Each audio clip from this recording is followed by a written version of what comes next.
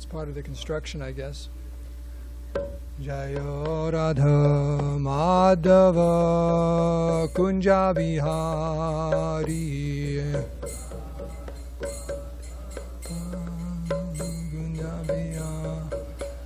Jaya Radha Madhava Kunja Bihari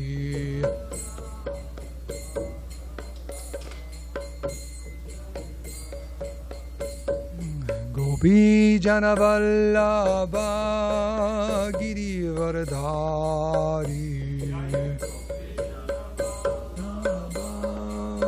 Girivardhari Gopi Jana Vallabha Girivardhari Girivardhari Yashoda Nandana Braja Janaranjano Jasoda Nandana Braja Janaranjano Jamunatira Vanachari Jamunatira Vanachari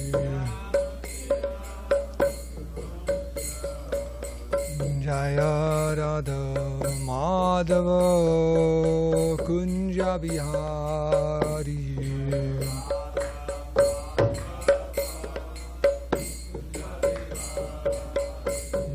Gopi Jana Vallabha Girivardhari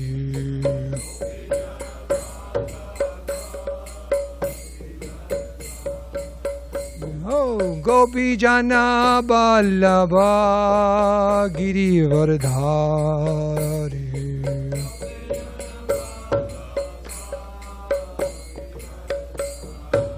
Jasoda Nandana Braja Janaranjano Jasoda Nandana Braja Janaranjano Jasoda Nandana Braja Janaranjano Jamuna Tira Vanachari Tira Jamuna Tira Vanachari Jai Radha Madhava Kunja Bihari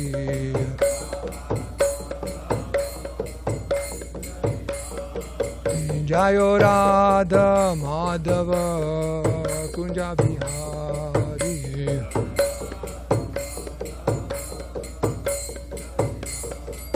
Jaya Radha Madhava Kunja Bihari Kunja Bihari Sri Radha Madhava Ki Shri Radha Giridhari Jayo Vishnupad Paramahamsa Parivraj Gajaja Shuddha Shishi Mad His Divine Grace Abhay Charanara Vinda Bhakti Vedanta Swami Srila Prabhupada Ki Jai Jayo Vishnupad Paramahamsa Parivraj Gajaja Shuddha Shishi Mad His Divine Grace Srila Bhakti Siddhanta Saraswati Goswami Maharaj Prabhupada Ki Jai Anantakoti Vaishnava Vrinda Ki Jai Grantara Srimad Bhagavatam Ki Jai, Samveda Bhakti Ki Jai, Gaura Premanandi, all glories to the assembled devotees, all glories to the assembled devotees, all glories, assembled devotees, all glories, Sri Sri Guru and Sri Gaura.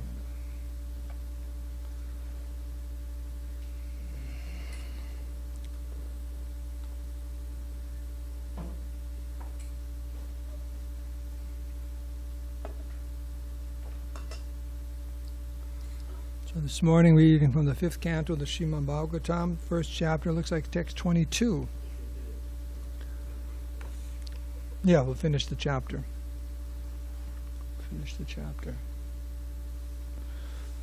Om Namo Bhagavate Vasudevaya. Om Namo Bhagavate Vasudevaya. Om Namo Bhagavate Vasudevaya. Narayanam Namaskricham Naram Chaiva Narotamam Devyam Saraswatim Vyasam Tato Jamatirayat Srila Prabhupada Ki Jai. So, I'll read the Sanskrit, we'll do the synonyms together, and then the translation and purport, and we'll read the last verse of the chapter 2. Agnidhra Rajatripta Kamanam Apsaram Evanudinam Adi Manyamanastasya Saloka Katham Shuttibir Avarundha Yatra Pitaro Madhavante. Synonyms: Agnidra, Agnidra, Raja, the king, Atripta, not satisfied, Kamanam, with sense gratification. Does that sound like a kind of a popular theme in the material world? No one's satisfied with their sense gratification? Can anyone identify with this verse? Good. Apsarasam, the celestial woman. Purvachiti, Eva, certainly. Anudinam, day after day. Adhi, exceedingly. Manyamanaha, thinking of. Tasyaha, of her. Salokatam, promotion to the same planet. Shutibihi, by the Vedas. Avarunda, gut. Yatra, where. Pitaraha, the forefathers. Marayante, take pleasure. Some more water.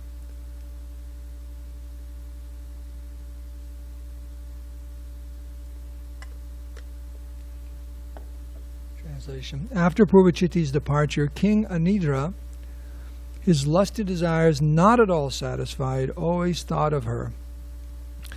Therefore, in accordance with the Vedic injunctions, the king, after his death, was promoted to the same planet as his celestial wife.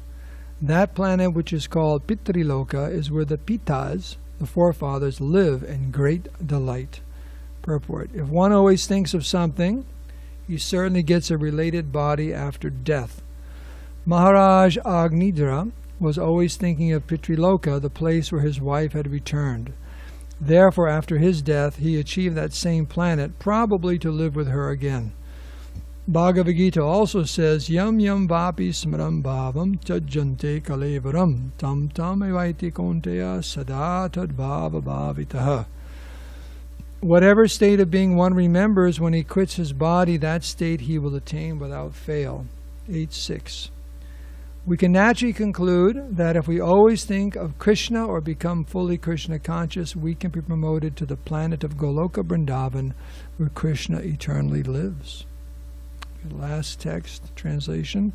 After the departure of their father, the 9 brothers married the 9 daughters of Meru, named Meru Devi, Pratirupa, Ugradamstri, Lata, Ramya, Swama, Nari, Bhadra, and Devaviti. Thus end the Bhaktivedanta purports of the 5th canto, 2nd chapter of the Srimad Bhagavatam, entitled The Activities of Maharaj Agnidra. Om Agyantimarandasya Gananjana Salakaya Chakshurunminitam Ninata Ismai Sri Gurave Namaha Shri Chaitanya Manobhistam Stapitam Nina Bhutale Swayam Rupa Kadamayam Dadati Swapadandikam Sri Krishna Chaitanya Prabhu Nityananda Shri Advaita Gadadhar Shiva Shri Gaura Bhakti Vrinda. Hare Krishna Krishna Krishna Hare Hare Hare Rama Rama Rama Hare Hare. Banchikapatirubhascha Kripa Sindhu Bevacha Patitanam Bhavanebhyo Vaishnavebhyo Namo Namaha. So by your good wishes and blessings, I will say a few words about these verses. After Purvachiti's departure, King Anidra, his lusty desires not at all satisfied, always thought of her. Therefore, in accordance with the Vedic injunctions, the king after his death was promoted to the same planet as his celestial wife. That planet, which is called Pittiloka, is where the Pittas, the forefathers, live in great delight. So Prabhupada is referring to in the beginning of the purport is called the law of the last thought. It's a law in nature called the law of the last thought. Just like there's so many different laws in physics and this and that. So in spiritual physics, there's something called the law of the last thought. And that's described here. Yam yam vapi smaram bhavam tajante kalevaram. Ante kalevara means when your time's up.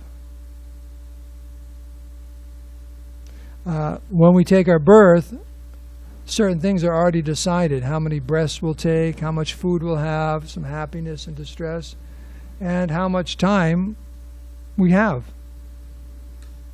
It's already set. We don't like to think about that because we want to just keep enjoying, but sooner or later the ticket's going to arrive. Oh, my dear sir, actually there may not even be a ticket, there may not even be a warning. So like yesterday I was on the phone with this woman, Indian lady. She tracked me down. And a friend of hers, good friend of the family, was given notice and within a few days died. Some disease like that. And the reason she called me was because she realized that if the same thing happened to her or her mother who's 91, they would have no idea what to do. Who do you call? What do you do? Or even because they're from a religious background, what are you supposed to do when someone's dying? Is there anything spiritual you can do for them to help them? And let alone when the body passes away, what's the funeral supposed to be like? The Shraddha ceremony? What's this all about, spiritually and materially? It's a topic that's quite much avoided in today's society. Just like here's a statistic about men. It says that men avoid writing their last will and testament. You know what a last will and testament is? What's a last? Do you know what that is? A last will? Your will and testament? You know what that is? What is it? Okay. Your last will and testament, what is that? Yeah, no, when you die, where do you want all your assets to go? Your 2 pair of copins, your water bottle, your cell phone. All these brahmacharis are eyeing them, so you better make sure you have well, they'll fight over them. That's what happens. If you don't have a will and testament, all your relatives start fighting over everything. She said I could have this. He said I could have that. I want this. I'm the oldest. There's a thing you can put in your last will and testament where if people disagree on it, they get only $1. Yeah, it's a legal thing you can do. So everyone's got to just back off, and whatever the lawyer says. But last will and testament.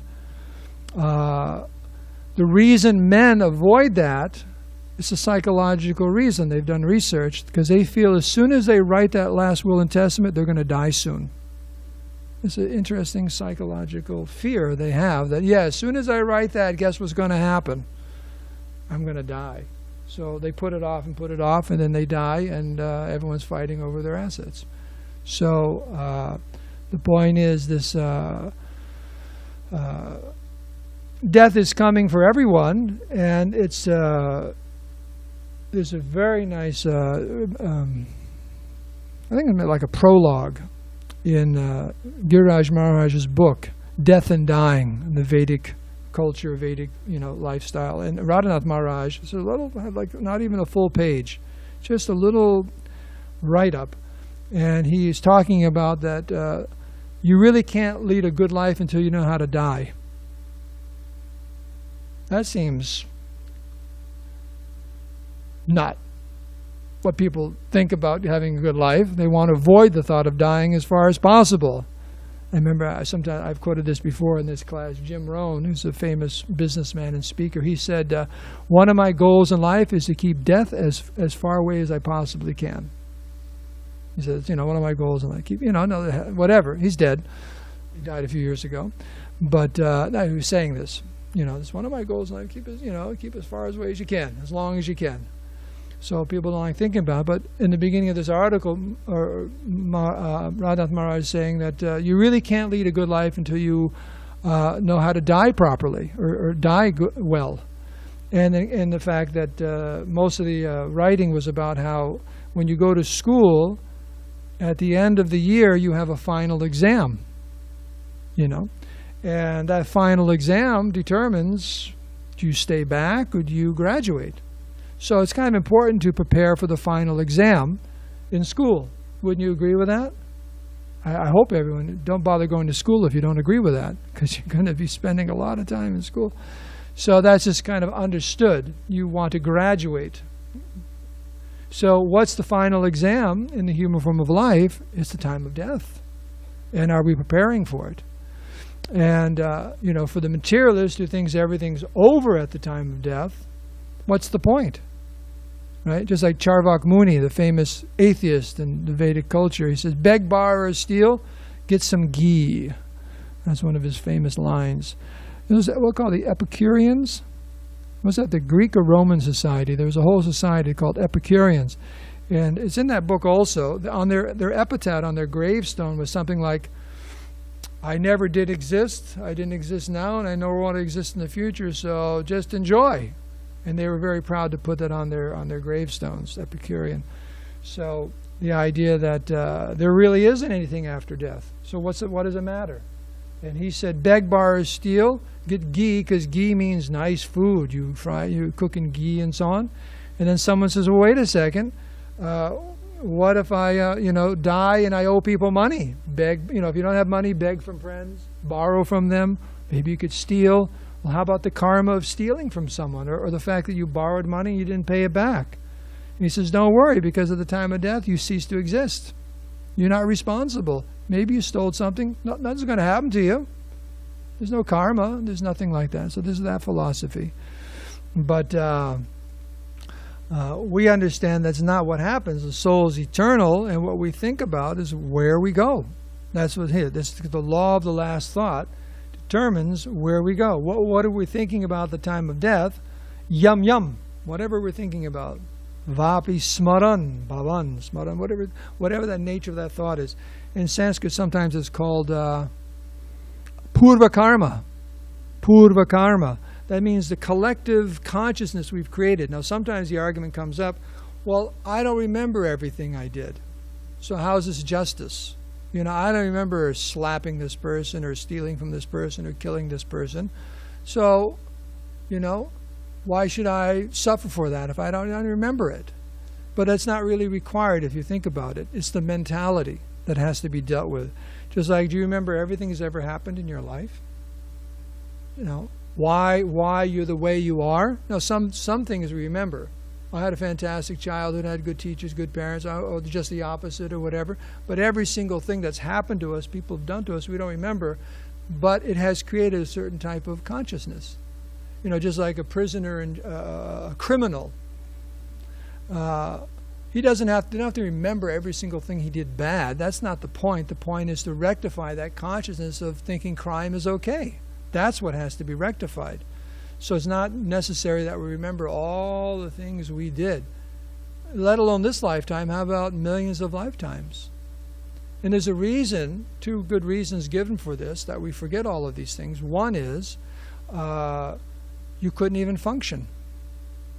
People go to psychiatrists and so on because they had a bad childhood that wasn't good, or someone said a few horrible things to them in the office.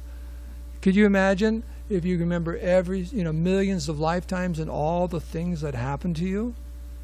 How many times are you eaten alive? What does that do for your day? Can you imagine actually having a vivid memory of being eaten alive by a snake or a big spider coming and sticking you with a poison in your body? We just go on all day long talking about stuff like that. Ripped to shreds by a tiger or this or that, right? So many things. So many lifetimes, human, animal, demigods. Not that demigods don't have problems. That you can be sure they're very envious of each other's opulences. There's a lot of talk like that, and they even try to, there's a power play up there also. So the point is, you don't have to remember all these things, but it does form a certain purva karma, a type of consciousness, and that consciousness is what leads us to the next life. Krishna gives us the body that fits the blueprint of the subtle body. So that's what's happening. And whether we're conscious of that or not, we're creating it.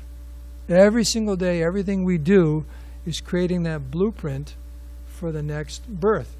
Just like in this lifetime, what we do creates the blueprint for tomorrow. What you do today is actually creating a blueprint for tomorrow, or next year, or 5 years, or 10 years, or whatever. A very vivid example, just like you go to school to get a degree. Anyone here ever been to college and got a degree? What did you get a degree in? Okay, why are you hanging out the Hare Krishna temple? You should be engineering somewhere. Okay, no, but I just, right? So you're an engineer now. It took some time. When you walked in the front door the first day, you weren't an engineer, right? You were not an engineer, but then 4 years later, 8 years later, you're an engineer. You didn't finish your degree? Okay. Or just like here, that's actually true here. We're here to create the blueprint of pure devotional service. Every day we're working on it. The thing is, there's a time where it ends in this body. We only have a certain amount of time, and it ends. Now, we don't end. We go on. And if we're going to go on and continue where we left off. Right? We're going to continue where we left off. Now, spiritually, that's a fact. If you are 55% Krishna conscious, where do you begin in your next life? 56%. But doesn't apply to material things. That's a whole other bag of karma and so on. In other words, if I made $2 million in this lifetime, doesn't mean next lifetime I'm starting at 3. It doesn't work like that. Everything goes back to 0 as far as assets. But our consciousness goes with us. That's what we take with us.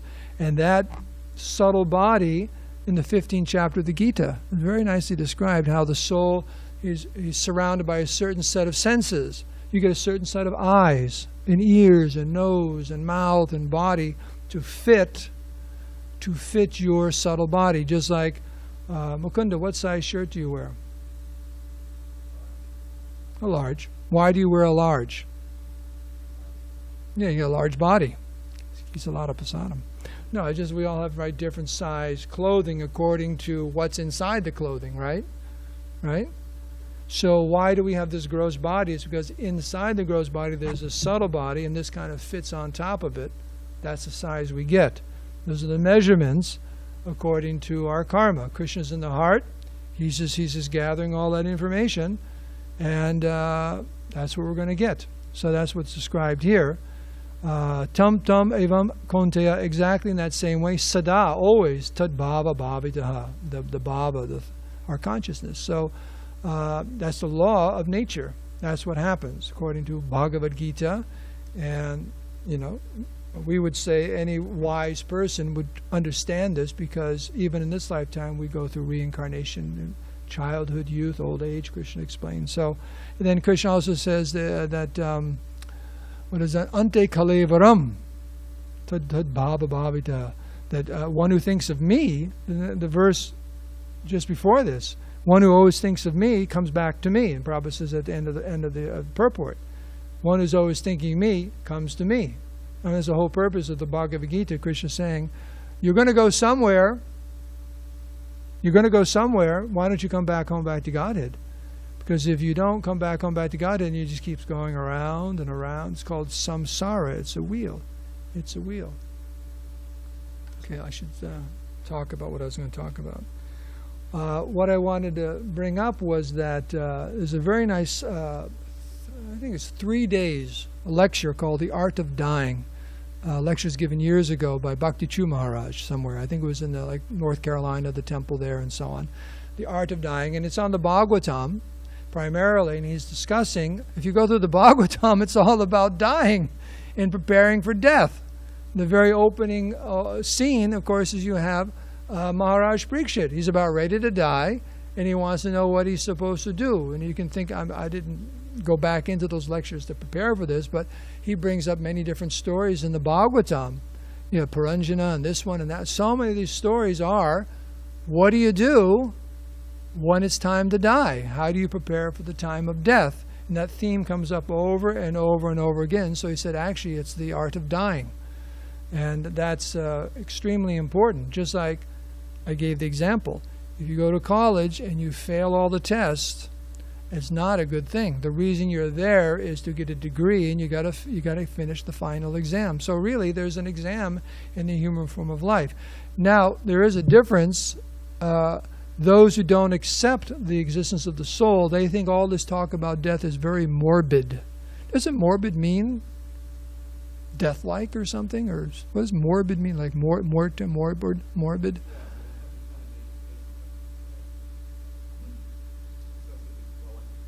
Okay. So, why all this talk about death? You know, because it's not a very nice thing. On this side and that side.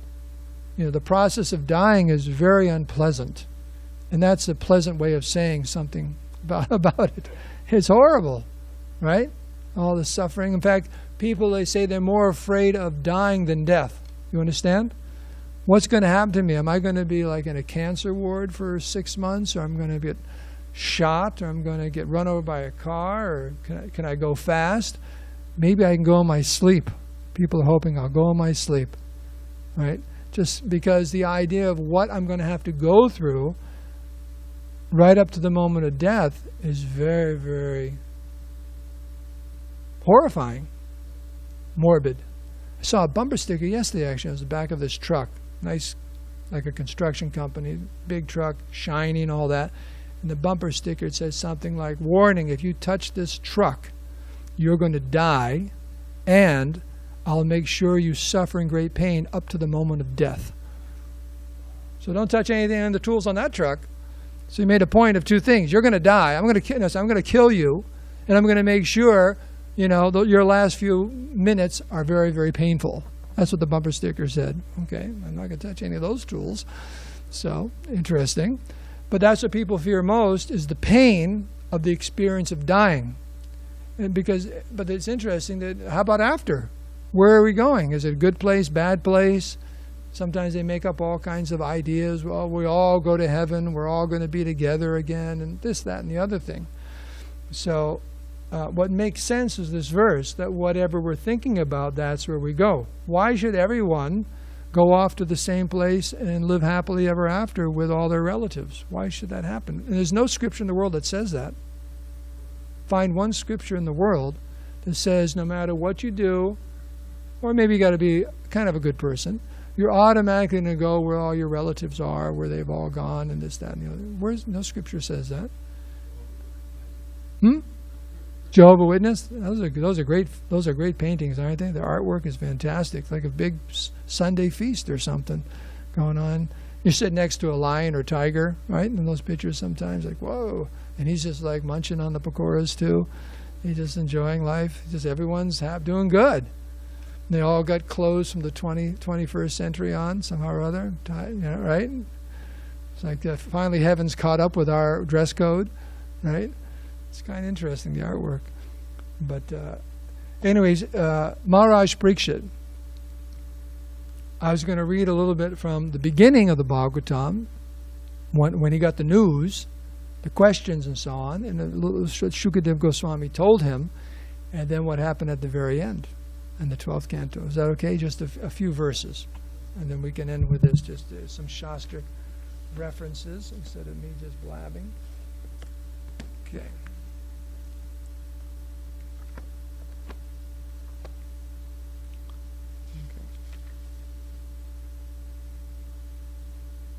24. Okay. So you're all familiar with the same. So he's sitting on the bank of the Ganges. All the devotees, so many great sages are there and so on. And he says, "O trustworthy Brahmanas, I now ask you about my immediate duty. Please, after proper deliberation, tell me of the unalloyed duty of everyone in all circumstances, and especially of those who are just about to die." Because he was given how much warning? 7 days. Prabhupada said, we don't know if we have 7 minutes. 7 days. So, and then 37. And then right after that, Shukadeva Goswami shows up. And says here, and he says to him, Shukadeva Goswami comes into the assembly and everyone stands up and even though he's very, very young. Everyone could, by his spiritual stature, everyone could understand that this is topmost personality. The king should be inquiring from him. So he says to him, "You are the spiritual master of great saints and devotees. I am therefore begging you to show me the way of perfection for all persons, and especially for one who's about to die." He's concerned. What am I supposed to do? I'm about ready to die. And then 38 he goes, "Please let me know what a man should hear, chant, remember, and worship, and also what he should not do. Explain this all to me." So this is kind of like setting the scene for Shukadev Goswami speaking the Bhagavatam. And then later on, the beginning of the second canto, in the first chapter, there's a few verses. This is when Shukadev Goswami begins replying.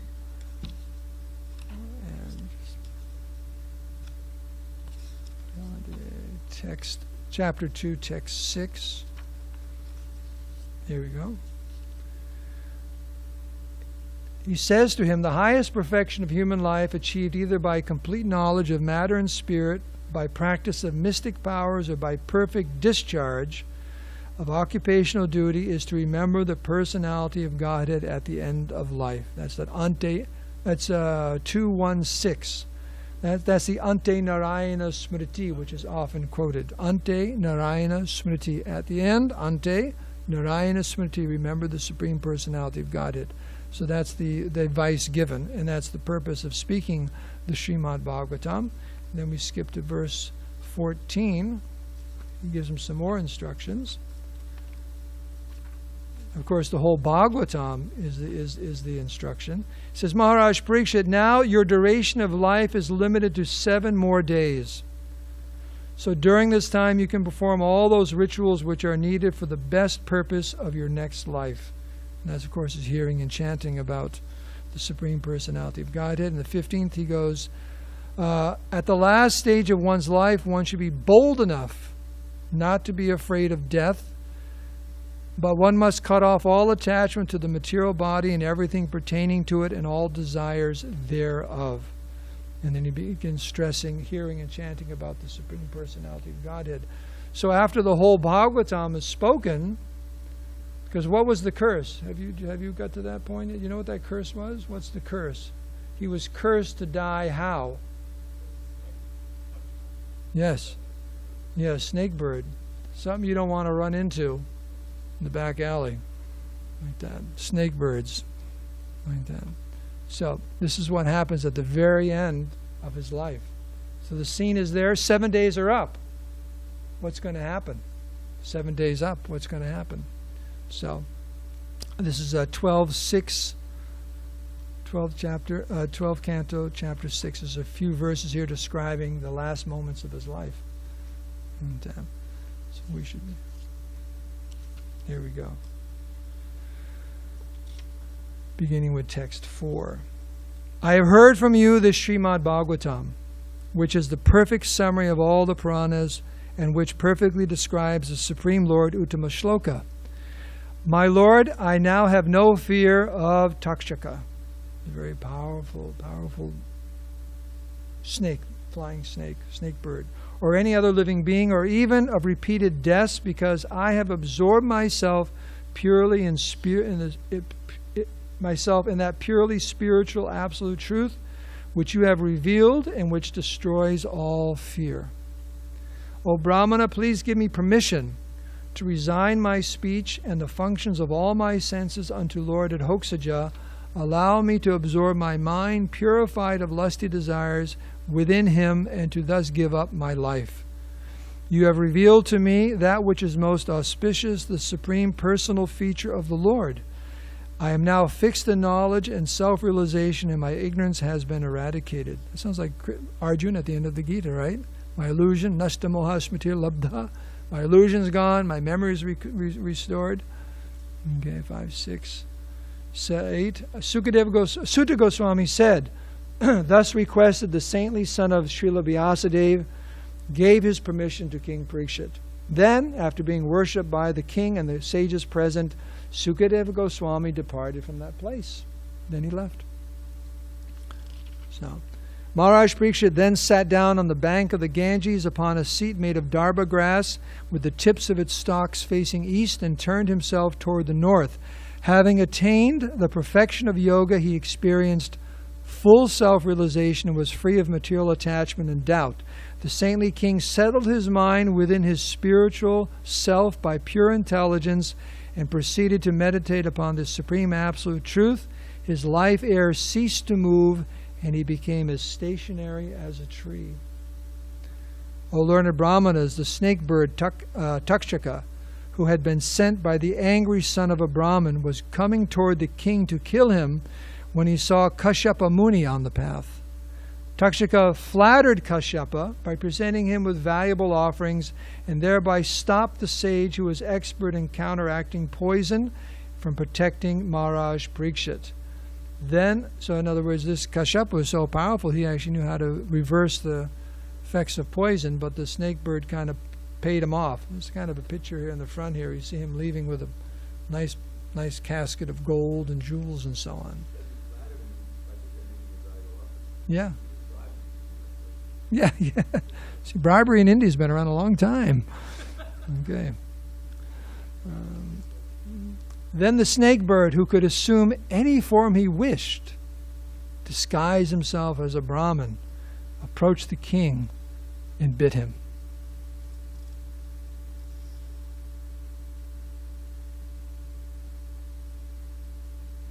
In the purport, it's describing what they actually, when they met, Kashyapa and Takshaka, there was like a little competition.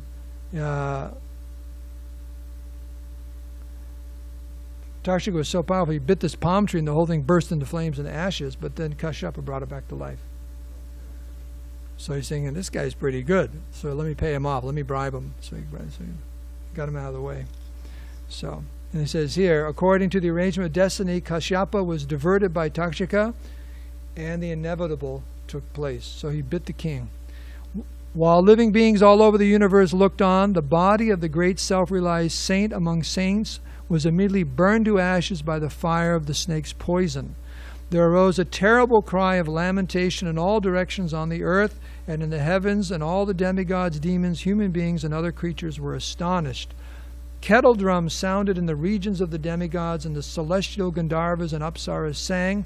The demigods showered flowers and spoke words of praise.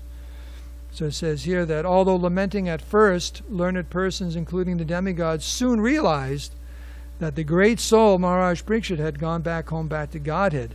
This was certainly a cause for celebration. So at first, his body burst into flames, but then they realized, where did he go? He just went right back home, back to Godhead, and then they started reciting prayers, and the demigods were showering flowers. So this is the glorious passing of Maharaj Parikshit, because he learned how to take advantage of this law, the law of the last thought.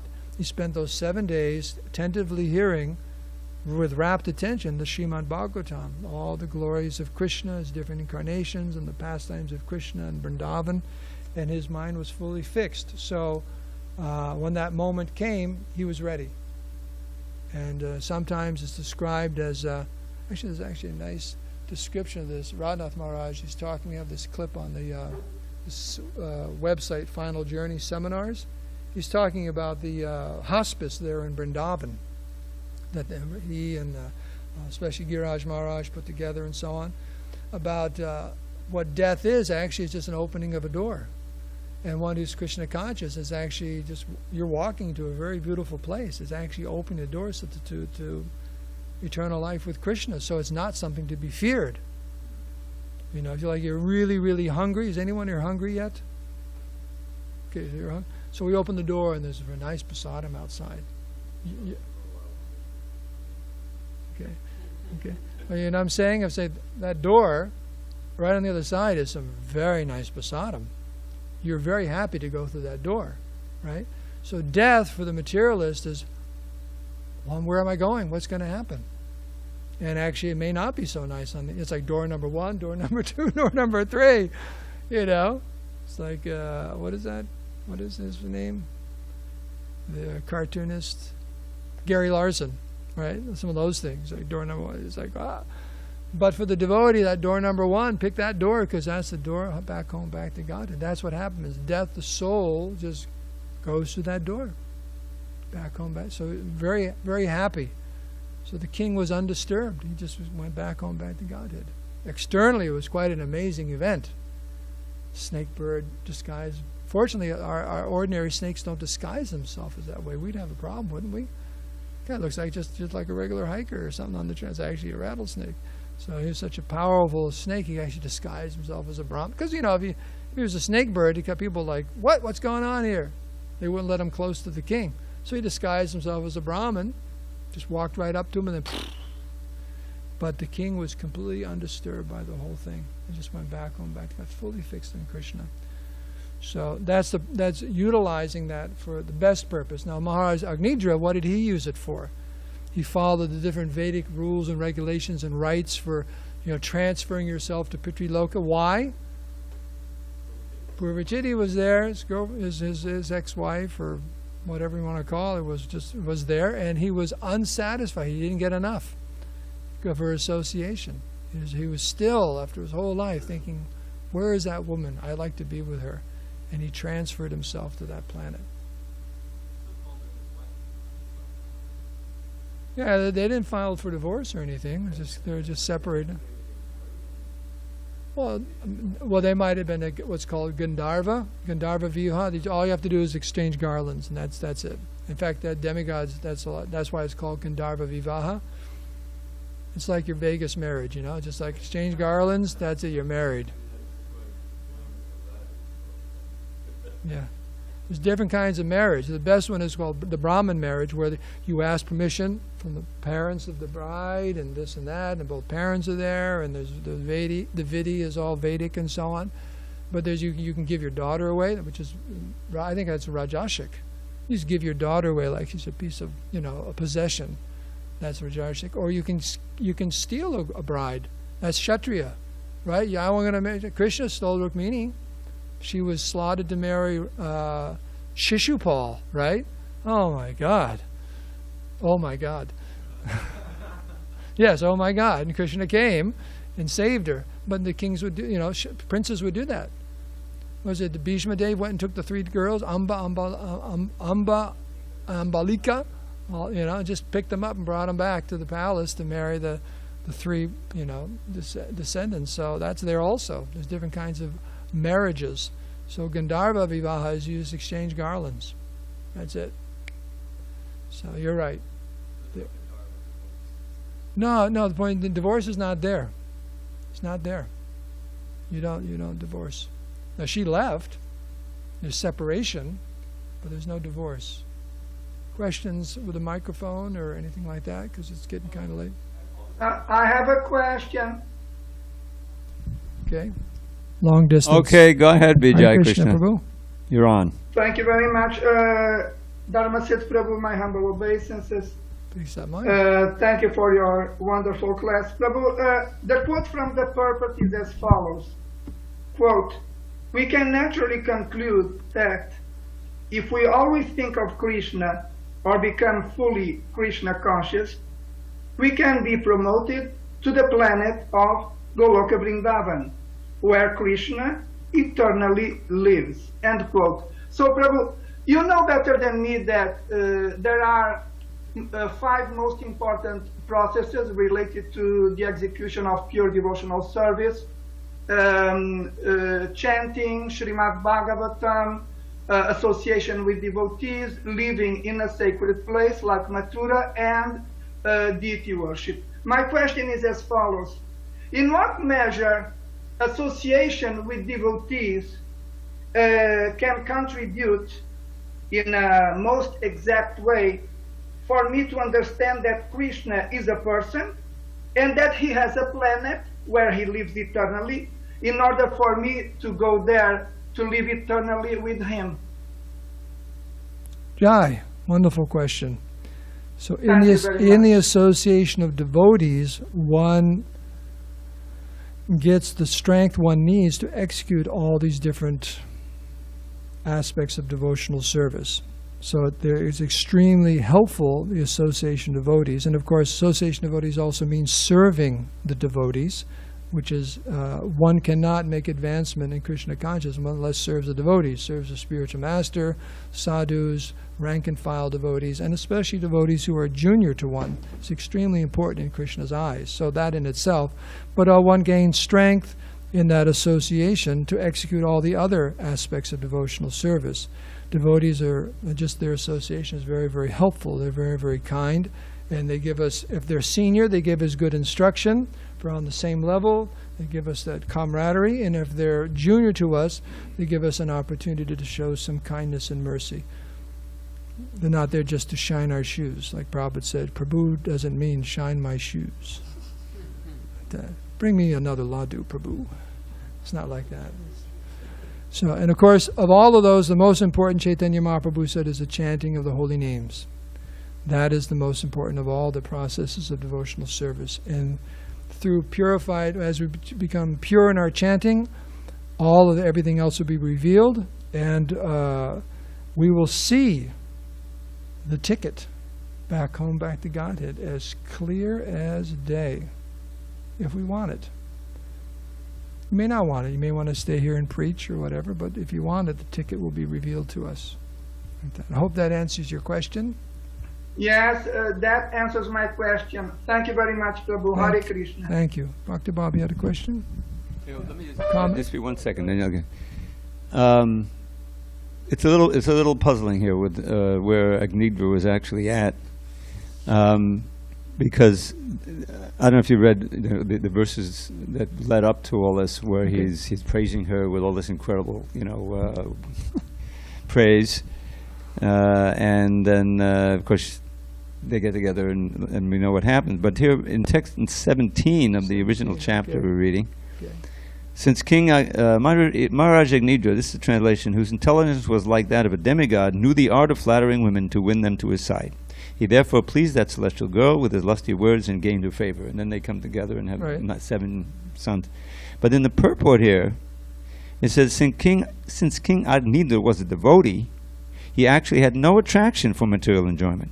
But because he wanted a wife for progeny, and Lord Brahma had sent Purvachiti for this purpose, he expertly pleased her with flattering words. Women attracted, etc., etc. So it all appears to be that it was the plan of Lord Brahma. It was very important to populate the universe. And Agnidra is a devotee, so he had no attraction. But then we hear he couldn't forget her and he wants to go to Pitraloka. So it seems to be a contradiction. I mean... I'll leave that to our English editors. Maybe I should change it now. Anyway, I'll do a little more research on that. Well, just like we were reading about Maharaj Priyavrata, it seemed to be a contradiction, because in those verses it said he enjoyed his life as a king and this and that and his wife and all that, but in the background he was, on a background, foreground, he was still a great devotee, and then when the time came, he just left everything. So it is bewildering how these two things are going on simultaneously. Well, the thing is, he was assured that, because Brahma wanted, but Krishna wants, Brahma was get him off the mountain. And I imagine the greater if you're a great soul, you're able to accommodate many different facets of psychology simultaneously, and so on.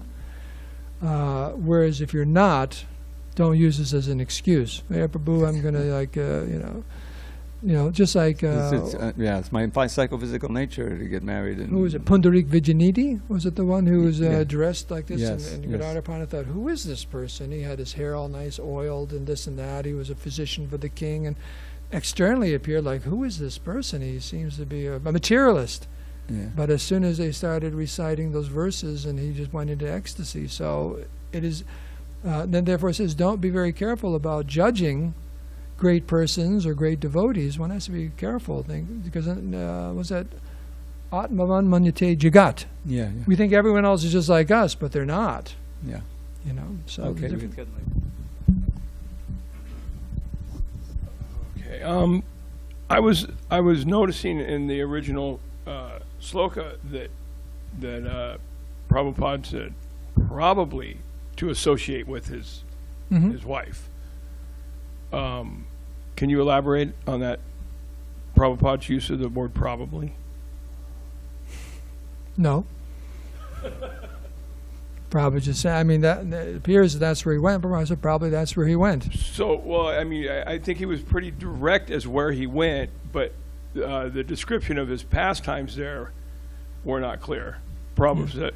So I don't know if Prabhupada's saying that just like, oh, that's probably where he went, or probably he went there. I don't know. Ask Dravida Prabhu.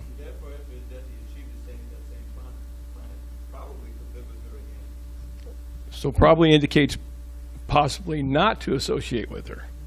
No. Right. This is part of the marathon, which is going fast. So it might be possible. I think when Prabhupada said probably it's because the scriptures don't really describe exactly what he was going to do, so Prabhupada said probably to associate with her, but he couldn't for certain say it because it was not part of the scripture to Yeah, because actually it says say, he yeah, went to that's the what same planet Same as planet, her, but but not- doesn't say he was with her. Are you banking on going somewhere? You want to make sure your mantras are going to work or something? What's going on here? No Whose problem. planet are you trying to go to? Well, what I think where I'm coming from is, Prabhupada, I believe, would enforce the fact that we don't necessarily associate with each other directly again after these embodiments. So, like you kind of hit on that facet because you were saying that, we don't necessarily go where all of our relatives are. Right. So, perhaps the analogy I believe Prabhupada tried to express was, this embodiment, this present point in time and in existence is, we're all like ships passing in the night. Yeah. So that's kind of like what I was hinting towards when I asked you to elaborate the term, Okay. probably. Yeah.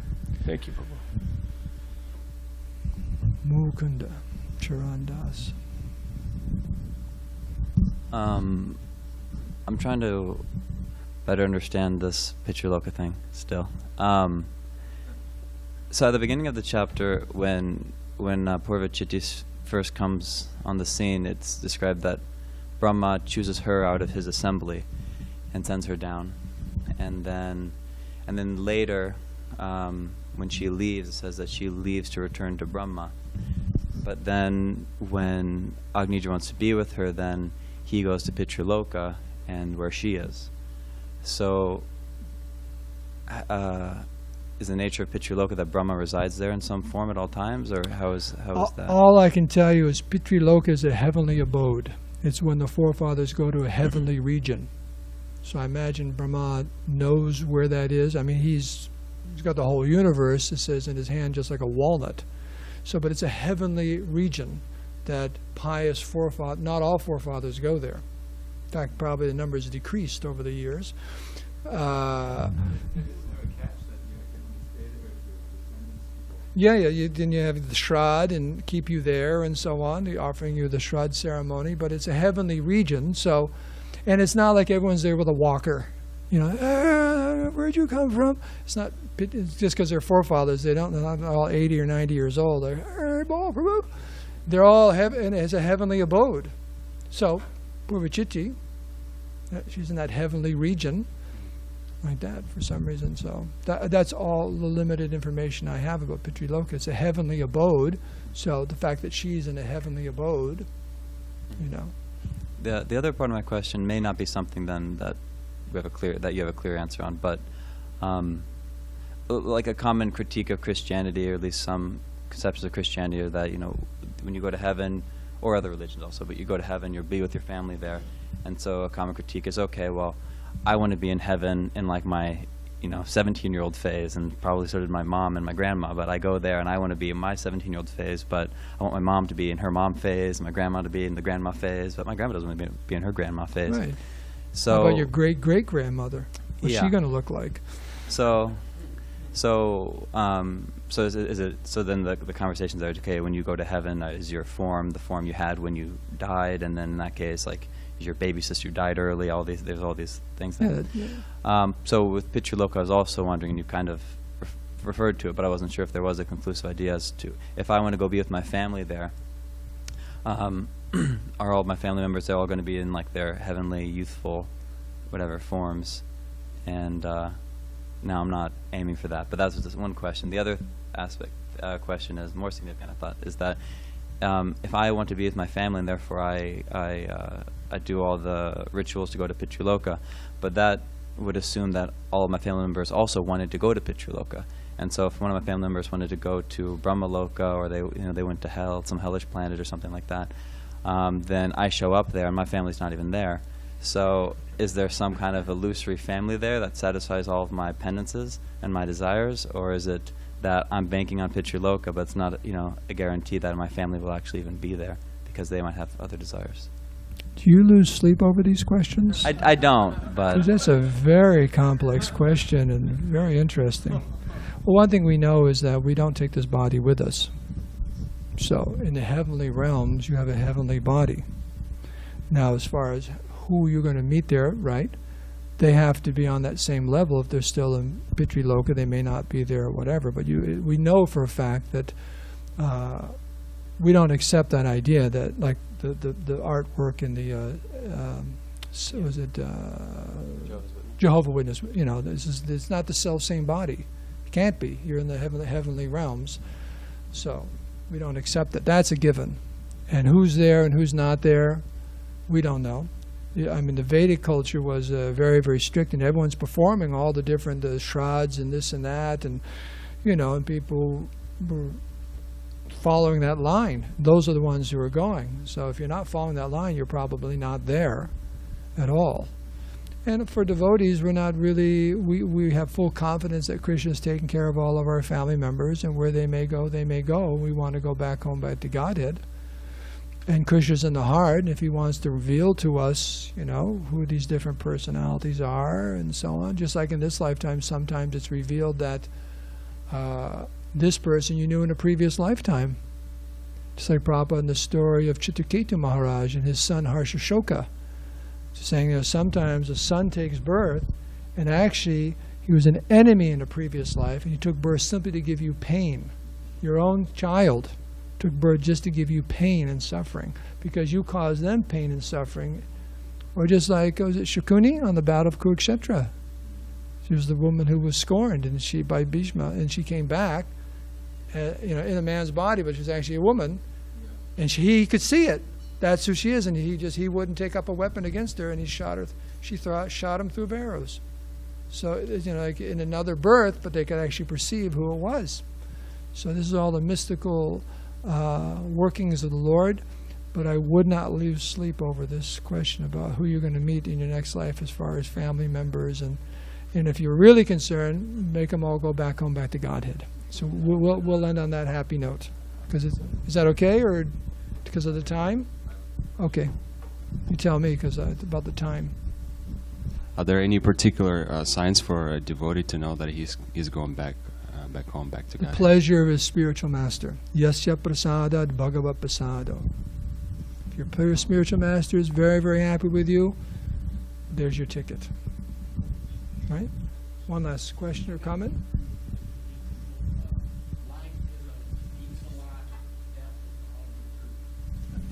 Okay. Yes. very small one. You mentioned Parikshit Maharaj goes back to Godhead, and I should know this, but it just occurred to me. Parikshit Maharaj goes back to Godhead, but his pastimes with Krishna are like his role of Parikshit's also part of Krishna's pastimes. So when he goes back to Godhead, he's always Parikshit, and somehow, or is he to have some other form also in Krishna's pastimes? And do you know the spirit soul can expand into many, many different forms to join the Lord's pastimes in different places? Is it described much with Parikshit?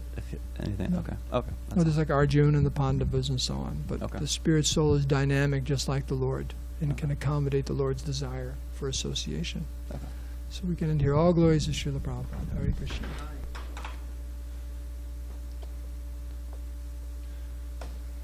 Well, that's a detailed question.